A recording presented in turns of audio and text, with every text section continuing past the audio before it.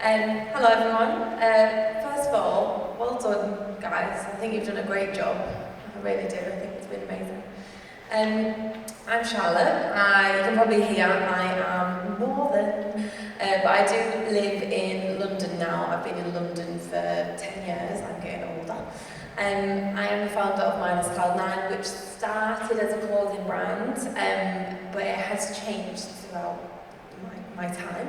And I'm going to go on a bit of a journey with you guys today and explain to you how I started and what I do now. I'm really happy to hear the artists were really open and honest about like money and things, because I'm going to be. But yeah, next slide please. So I just want to give a little bit of a trigger warning, because all of my work is based on mental health. I'm a trainee psychotherapist now, along with being an artist. I talk very, very openly around mental health. I think it's just become because I'm working with clients so often who tend, not always, but tend to be at therapy because of the mental health. And it's just like my second language, so sometimes when I talk to people, I see their face a bit, because it is still stigmatized. But I think it's amazing that we have Mental Health Awareness Month and Week, which we're in now. If you didn't know, next week is Mental Health Awareness Week. However, we don't have Physical Health Awareness Week, so I think that just shows that we still have work to do on getting it normalised and less stigmatised. So a few little stats. Oh, sorry, I just wanted to say with the trigger warning, if you do need to leave at any point, that's absolutely fine. I will just continue to talk. Please don't be British and polite. Leave if you need to leave, that's absolutely fine. So 100, so I'm going to absolutely butcher this because, I'm going to find out next, I have dyslexia. So 140,000 Brits attempt suicide every year. Suicide is the biggest cause of death for young British men. 1 in 4 struggle with their mental health issues. I would say that's negotiable, to be honest. What I know is mental health is a spectrum. We all have it, and different parts of our life. Sometimes we struggle, sometimes we won't, and sometimes people struggle for longer than others. It's a bit of a grey area. From all the work I've done, 99% of people, after I tell them my story, will tell me theirs and something that they've struggled with. So I think that might be based on what people have been willing to actually share. 80% of people who take their own lives are men, and 18 people take their life every day in the UK. And unfortunately, that is the success rate of people that take their life in the UK. There is actually more attempts every day. So a little bit about me. I am massively dyslexic. I found out I was dyslexic when I was 16, so quite late, and I really struggled in school. I had a very academic sister who would get like 12 A stars and 1 A, and she'd be upset about that A. And I was really struggling just to get to my B's and C's. So I found out I was dyslexic in an English class when I was reading out from a book in front of the whole class. And the word binoculars, I said binoclars, and I got called binoclars for about 2 years afterwards, so it was quite traumatizing. So I went to get tested, and it turned out I was severely dyslexic with my reading and writing, so even now I have a writing speed of a 12-year-old, I think, and a reading speed of like an 11-year-old. I'm just really slow, really. But I'm actually really grateful for finding this out, because this actually started me on my creative journey. I then went to do textiles and realised that I loved being behind a sewing machine. So I started sewing and wanted to be in the fashion industry and be Middlesbrough's Carrie Bradshaw, as you do. And I ended up actually going out to get an internship in New York. And I ended up working out there for a company called Waytex, but similar to what we've heard, I have quite a big work ethic, so I would go and do my internship, but then on an evening go work for Mercedes-Benz Fashion Week with the PR team, and I was trying to learn as much as I could about the fashion industry. And I did 2 seasons out there, so I ended up being backstage manager for Couture Fashion Week New York, and I really thought I had my whole life figured out. And naturally, as we do, I showed off about it on all my social medias and didn't want to come back to the UK. I had an opportunity out there to work for NFL. They said they would sponsor my visa, but they wouldn't pay for it. So I planned on coming back to the UK to save up some money and go back out there at 19, very ambitious. While I was out there actually, I would speak to my family all the time as much as I could on FaceTime, and I grew up in a very privileged home. I didn't know, when you're in it, you don't realise you're privileged until you're not in it. But very privileged, very lucky, and that's the best I can say. I was very, very fortunate growing up. Getting to see my dad over FaceTime, I could see him physically start to deteriorate. However, he didn't tell me. So my dad had the typical man of the house attitude, the breadwinner. So I knew there was something going on at home because my mum and sister were talking to me a lot less, but I didn't know quite what it was. And it came to light more and more that my dad was struggling with his mental health. But being in 2014, I didn't know anything about mental health. In my family, I was actually raised that anxiety wasn't real, it was made up. People would be attention seeking, and if suicide was selfish. That was the mentality I was taught growing up. Next. Just go back one, sorry. So I was caring for my dad as much as I could through FaceTime, and I came back to the UK and was caring for him more and more. Unfortunately, it became very, very obvious about his mental health that he couldn't hide it, so I was actually trying to educate myself as much as I could.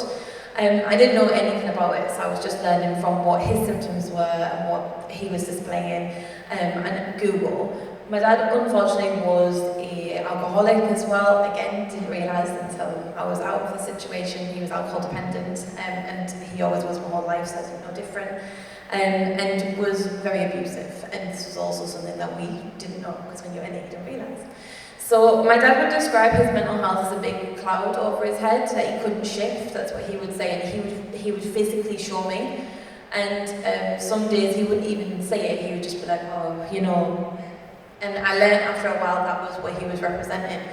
And I was in my final year at uni, and I decided to submit these for my final degree, and unfortunately my teachers hated it, because I was previously doing very floral, Laura Ashley style prints, and it all changed as soon as I came back from my internship in New York. So this is what I submitted, and these are what I call the original 6, because I submitted them and I never actually thought I was going to open the file ever again.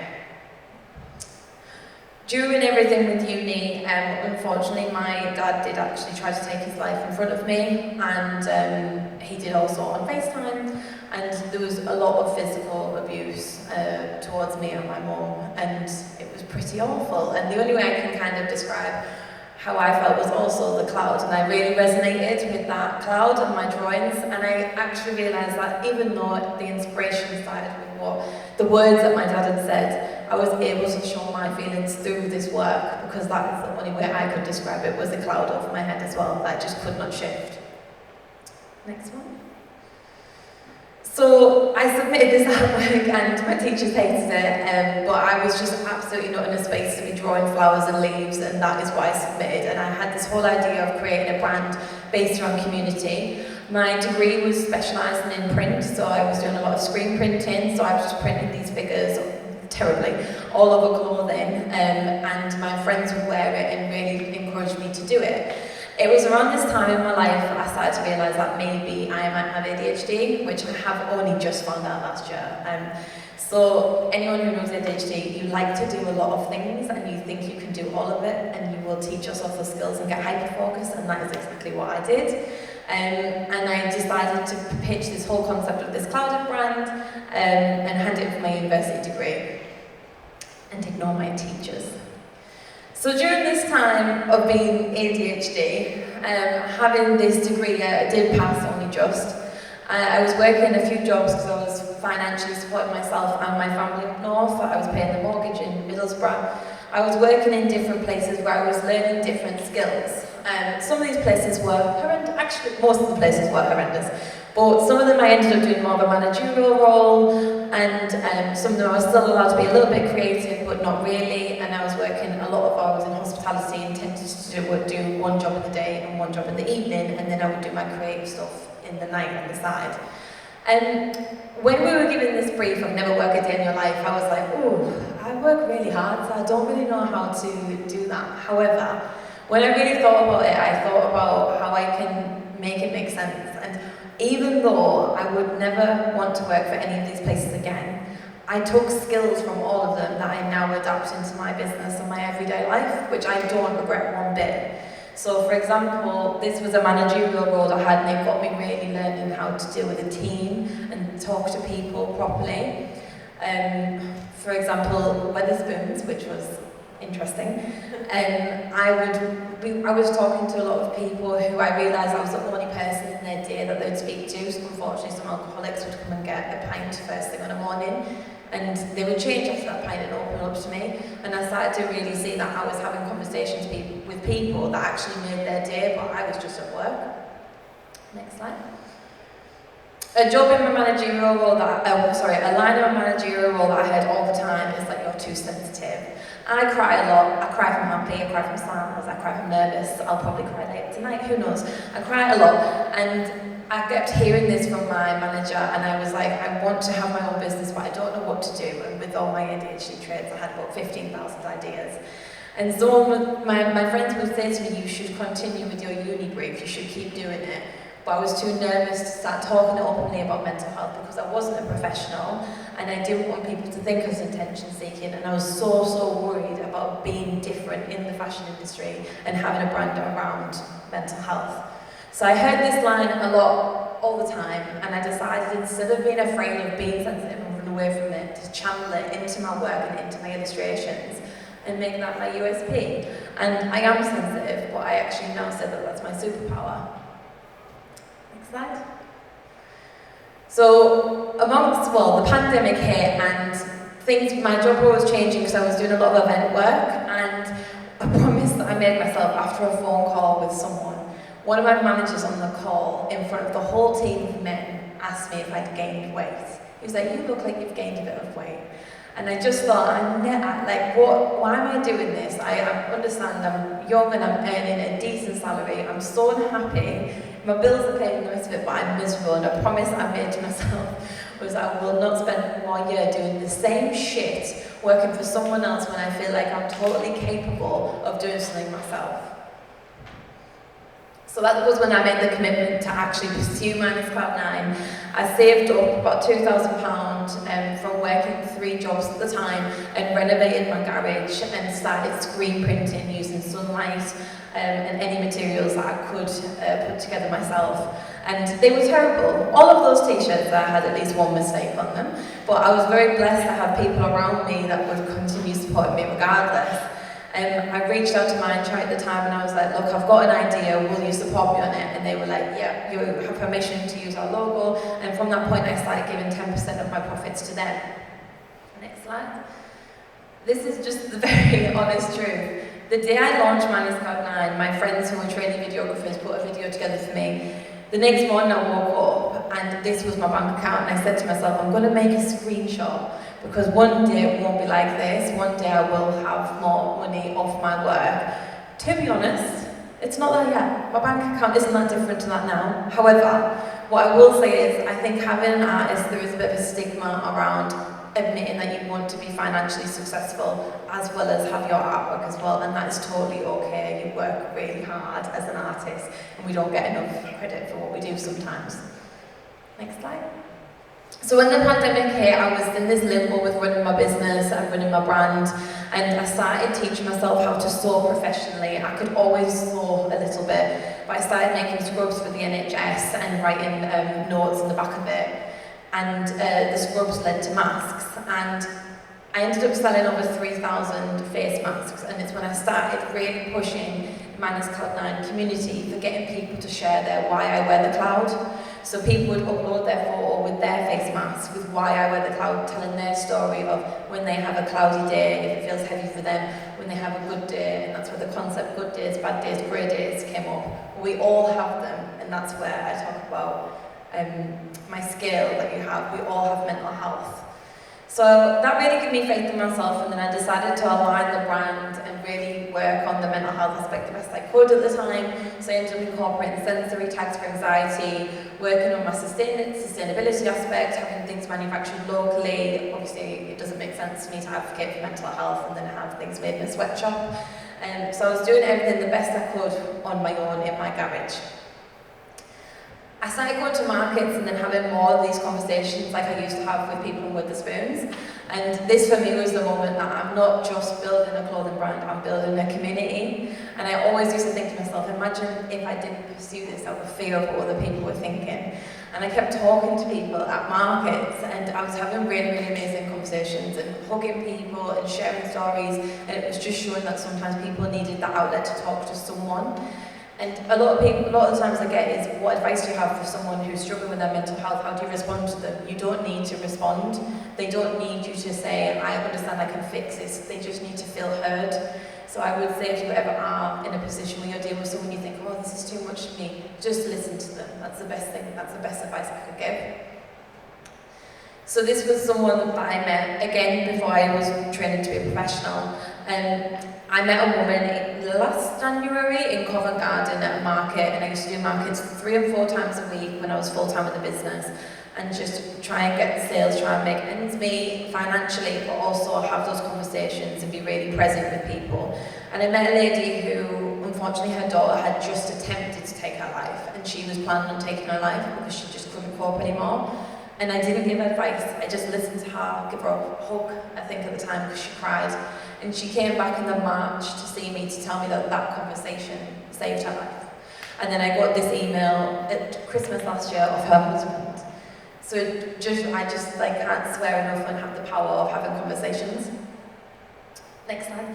And then this is Tom. And this is something that I'll say, I talk a lot about finances and being an artist, but there's so many ways to receive payment as an artist. And I got an email off Tom one day. I met him at a market. Unfortunately, his dad did take his life a few days after we met, actually. We shared stories. And he sent me an email. Well, he asked my permission. He did ask my permission. And I didn't hear from him for 6 months. And I was like, he probably decided not to get a tattoo of my work. And 6 months later, he sent me an email like, oh, Charlotte, sorry, I forgot. As if it wouldn't be a big deal. And I found out I was on the tube and I cried my eyes out. There's so many ways you can receive payment as an artist that financially, yes, I know you need bills paid, but this is priceless. So this for me is one of the reasons that I really do believe that if you do love what you do, you'll never work a day in your life, because I love finance cloud nine, and some months I don't make ends meet and I do have to do a bit of freelance work I don't enjoy, and I have to do anything else, or if I have to pick up a part-time job, I'll be the last one there 1 minute before my shift and I'll leave bang on the dot because I'm working for someone else. But when I work for myself, I work every hour of the day and I love it and I wouldn't change a thing. So I do work very hard, but because I love it so much, it doesn't feel like work.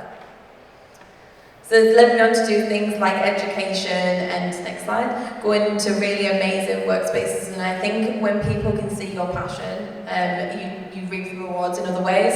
So I've worked with some really amazing clients, and it's also led me on to Skillshare and teach other people instead of doing it all for myself and for the business. It's also made me believe in myself. I would have never drew that big before, because I would have taught myself out of it and saying I can't do the scale. But I think once you have other people backing you, and once you actually like fake it till you make it, which I really swear by, you can do things that you didn't think you could do. And this, you can flick through these next 3 slides.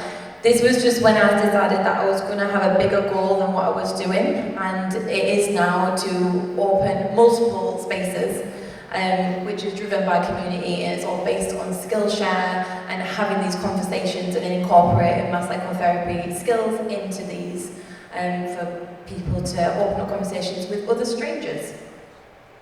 So I have a really, really big goal, and that is to eventually open lots of spaces globally. I used to feel embarrassed about telling people about what I wanted to do, but then again I never thought I'd be in this position, so why not? I believe in manifestation, so I'm telling you guys now, I'm holding myself accountable. I want to open multiple spaces up with the illustrations and the cloud to be hopefully recognised, to open up those conversations. So hopefully one day as people see the Nike tick, they think, just do it. They see the Apple, they understand that's for Apple and Macs and technology. Hopefully they see the cloud and they think, oh, that's about mental health, which we all have.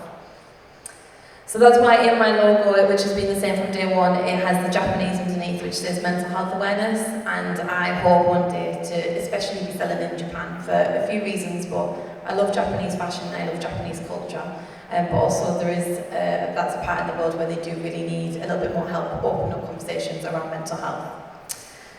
I just want to leave you with one thing. It's a project that I've been working on, and I say about dreaming big. Well, one of the biggest things that I've ever done is happening on Monday. I'm doing a collaboration with TfL, and it's putting my illustrations up under the underground, and it's called Choose to Stay, and it's a suicide prevention campaign, teamed up with Thrive London, who is supported by the NHS, and Zero Suicide Alliance, who provide free suicide prevention training. So if you get an opportunity, please take that training. But it's a message to people on the busy underground. If you know London, people tend to be a little bit more rude and grumpy, so get them to stop in their tracks and take a minute, maybe ground themselves or send a picture of the illustration to someone else, to hopefully open up conversations on the underground.